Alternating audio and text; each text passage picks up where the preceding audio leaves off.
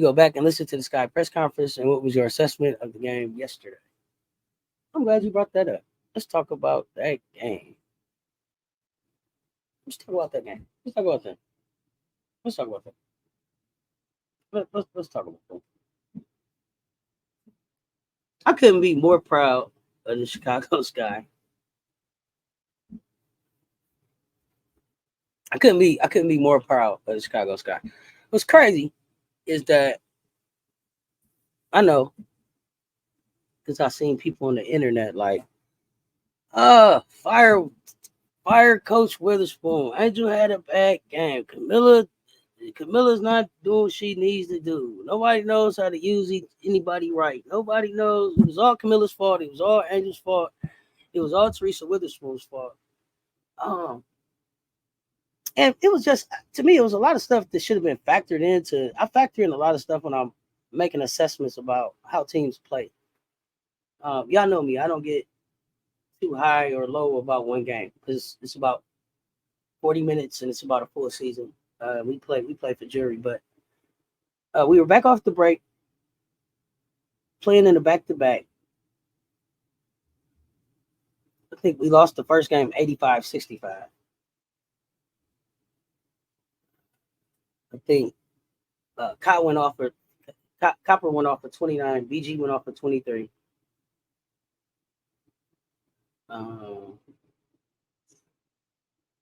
They got us. They handled us that first time. So coming back in the second game that we played Sunday night, our what we were looking to be able to do, I felt like, was control Kai Copper and try to control BG some. That, to me, that was the strategy. That was the assessment that we were. That was the adjustments that we were going to make after the whooping that we took, the day before. So we made those adjustments. We held BG to 18, and we held Kai Copper to 7.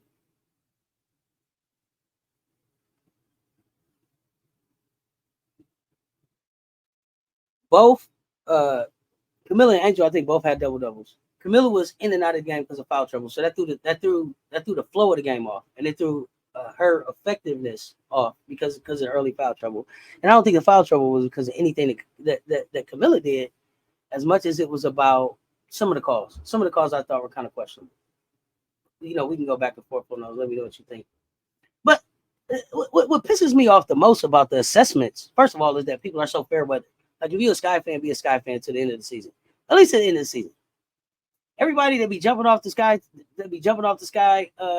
fan base third quarter, midway through the third quarter, just eats me up every time. Any team. Let's see the whole game. But we're talking about some rookies. And we're talking about a game where we had some one-offs that we didn't see. We couldn't plan for those. Nobody saw Monique Billings being a Phoenix Mercury when we were making our adjustments. Monique Billings came in there and gave them 13 and 8. We hadn't accounted for them 13 points, and nobody accounted. We couldn't account for the double that Sophie Cunningham gave us. 13-10, 13 and 10, first double in her whole career. We couldn't account for those. So that's 26 points that we didn't account for. Those one-offs not there. This game is almost like a blowout. So I don't know. For me, the problem was with, guess who, y'all? The guards. Let's talk about the guards. The guards had 91 and a half minutes between them. 91 and a half minutes between six guards. Mariah, Diamond, Dana, Rachel, Lindsay, Michaela. Diamond, Mariah, Dana, Rachel, Lindsay, Michaela. 91 and a half minutes between them that they spent in the game.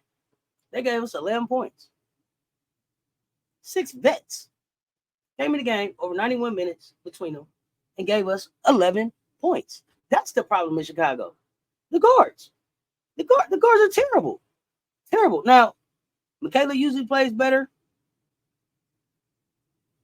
Lindsay had been playing better, but Michaela gave us 2. Lindsay gave us 2. We can't win like that. We can't win like that.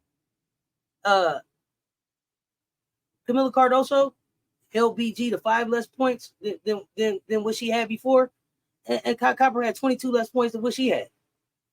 We played an all right game, had some one-offs that we couldn't that we didn't account for, but the guards got to show up. The guards got to show up. Y'all let me know what y'all think. Y'all let me get in these comments. Y'all let me know what y'all think. But I feel like the guards got to show up. Like, this ain't just college. Like, this your job. You can't just show up and get a 0 at your job and expect to keep getting checks. I don't know. Y'all let me know what y'all think. Y'all, I don't know. To me, the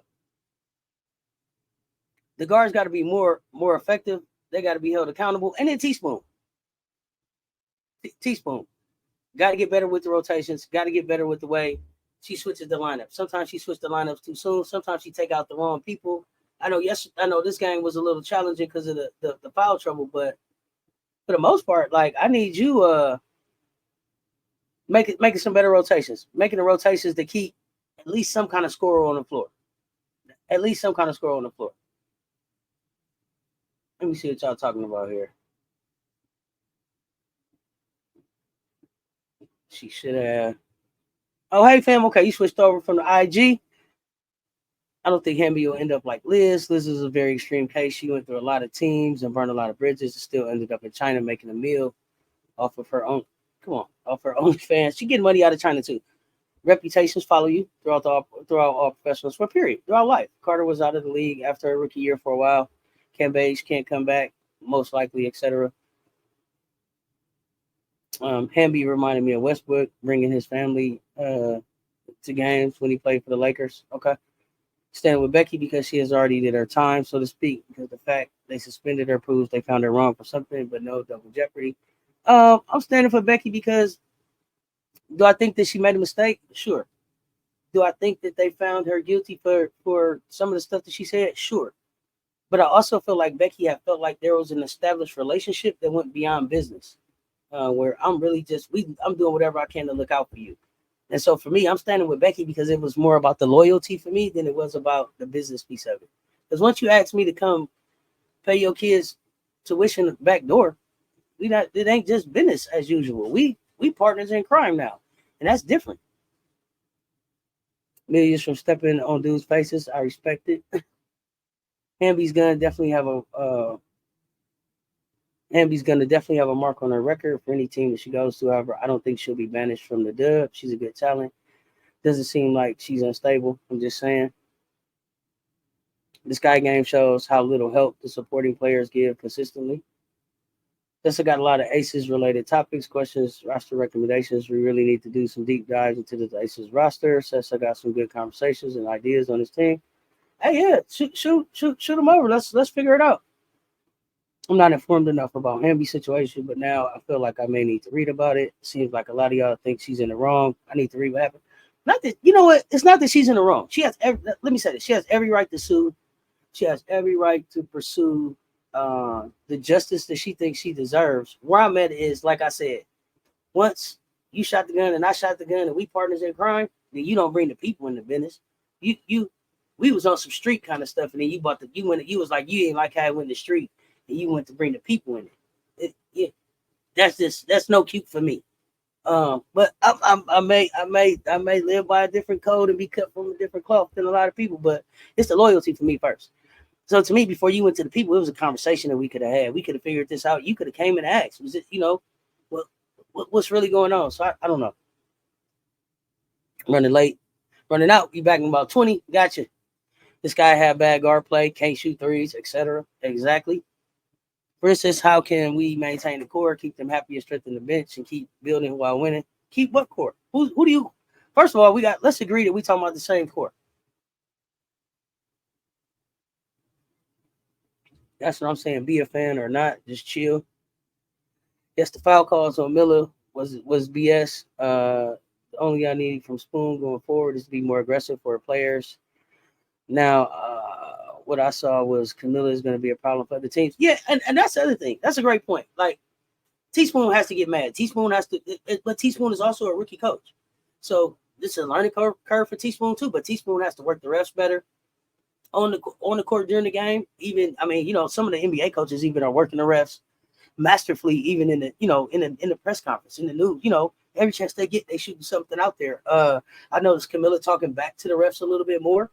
That's something that she's gonna do. Angel's doing it. That's something that they'll learn how to work the refs as well. But teaspoon, and I don't know if it's just not wanting to pay the fine or what. Like, get thrown out of a game. Get mad enough to get thrown out of a game. Just go all in for your players because they want to see that. I seen her get a tech, and that excited me. Get 2 techs. Get throughout the game. Walk off. Give us one of those, and then let the team have that. Us against the world. Man, look what they did to our coach. They threw her off. Let the team have that moment. Like, I think the team needs that. I know that's kind of dramatic, but I think the team could use it. The worst thing for WNBA fans is there is a criminal lack of patience, and when things look bad and uproar and big fuss starts, I was big dejected when the Fever were doing all that losing earlier. Okay. The fans run at the side of any struggle. It's exhausting in the Sky comments. The guards are terrible and have been most of the season. Yeah. Cess, your thoughts on Evans, Allen, and Banham. They mid, they weak, improving, or just not doing enough to move needles. They're bench players.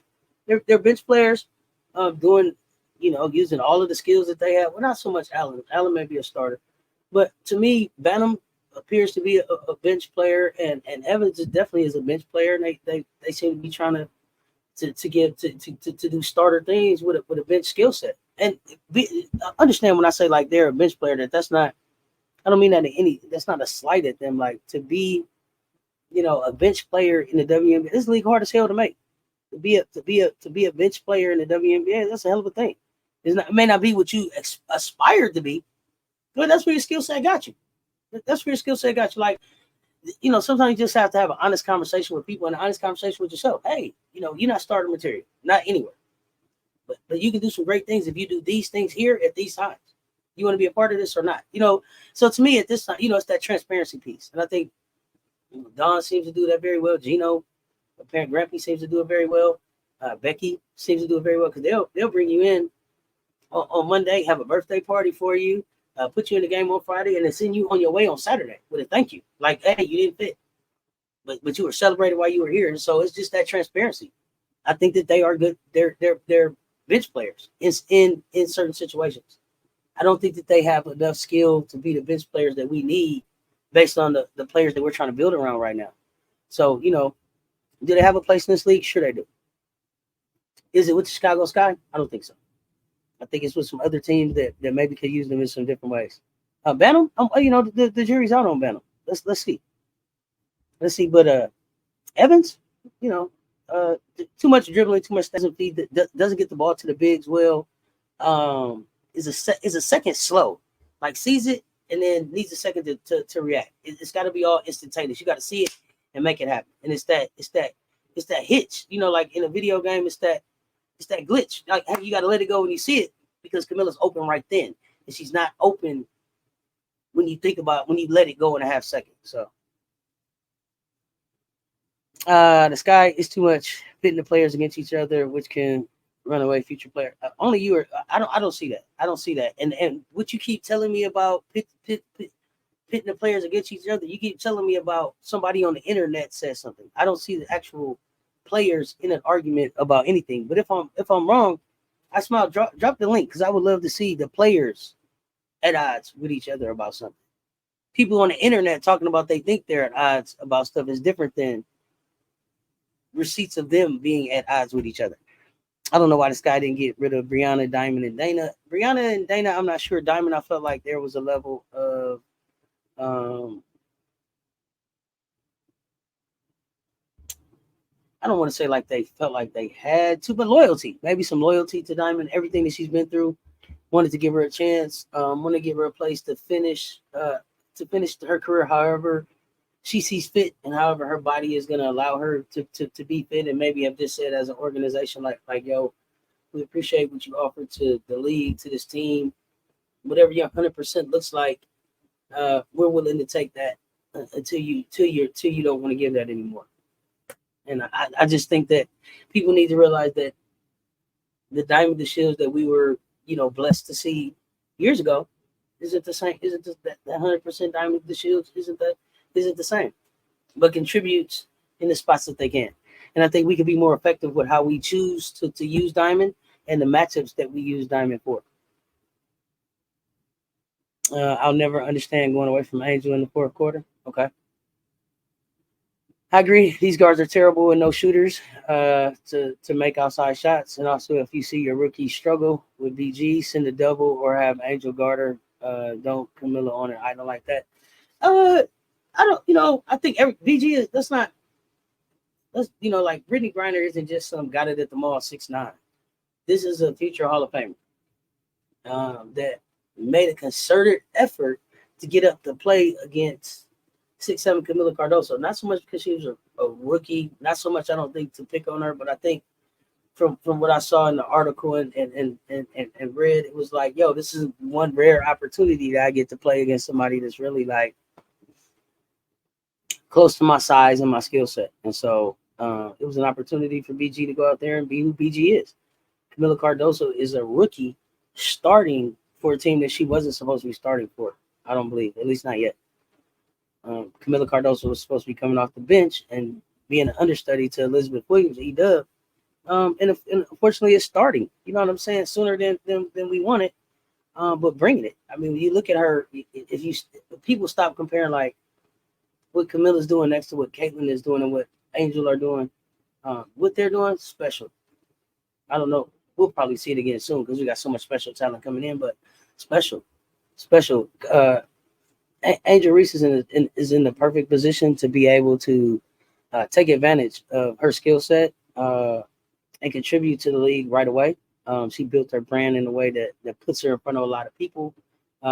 She's got a lot of different connections, a lot of different endorsements that's keeping her name out here that is really good. Angel is the blueprint for how to get this thing done, how you build your brand, how you come into the W, all of that. Camilla's coming off an injury. And I think the other thing is too, like I'm looking at Camilla and it's like she made the best of the break, but the kid was supposed to be in Brazil. She didn't get to go to the Brazil because the president did something. I don't know what happened. The plane was delayed. I don't know why she didn't get to go after that, but to me it's like strike after strike after strike after strike, and the kid just keeps smiling. I love the energy that she keeps bringing. I love to see her engaging more with the team. So. Like I said, I believe Camilla's is a 25-20, loading, and she's gonna be a defensive problem. But she's also gonna get stronger in her core. She's also gonna get stronger in her core. Her body is gonna get stronger. She's gonna get a WNBA body. We gotta be patient. Who's putting players against each other? Or are you saying organization?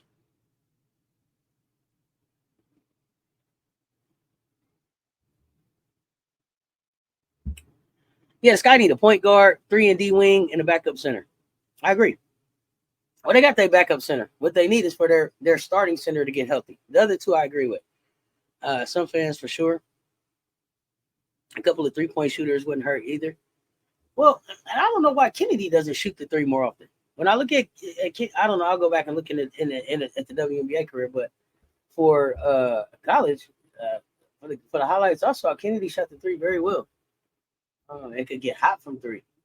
Well, Kennedy can get on a heater. I don't know if people really realize that. Do you think it's Angel's team or Carter's team in terms of player importance? Importance, I think, is equal. I think that Carter is the most impactful on the floor, but I think Angel is the most impactful overall. So I see Angel as the voice. I see Angel as the person who's kind of like Kennedy is the person, the engine that makes the offense go. And that's important on the floor. But Angel is the one that's like, hey, talking, telling people where to go, seeing things, can calm Kennedy down, can pump Camilla up. So I see it as kind of like Angel's team. So two things can be true. I think it's Angel's team, but it's Kennedy's offense. If that makes sense, it's Angel's team, but Kennedy's offense.